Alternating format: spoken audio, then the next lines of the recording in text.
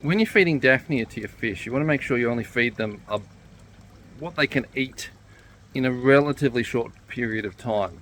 And that's not because feeding too much will foul the water. It's one of the benefits of live food is that, well, it depends on the live food, but with Daphnia is that they'll live in the water column until they get eaten by the fish. But the thing is when they come fresh from the culture where you're growing the Daphnia, their gut is going to be full of all the food that they've been eating. And a lot of those foods are really good foods for your fish. If you're feeding the fish the Daphnia while the Daphnia has still got a full gut of stomach, it's called gut loading live food.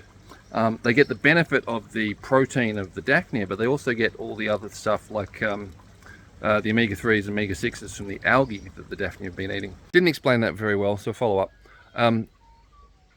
Of course, the omega-3s and omega-6s do get stored within the Daphnia. Some of them get used up, but a lot of them get stored and will be passed on to your fish.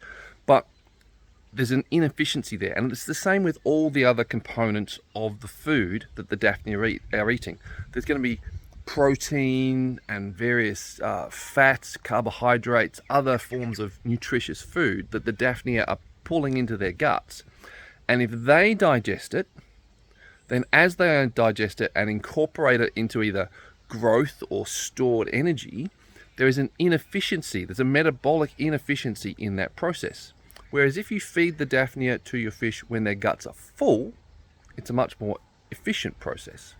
So in this case here, I think I might have overfed, because the Daphnia just seem to be hanging out down the bottom, and the fish, I think they've already eaten their fill for the moment.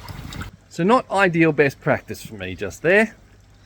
Anyway, I make mistakes, I show them to you, so hopefully you won't make them. But since I know not to do them, it's possible that you'll continue to make mistakes that you know not what to do.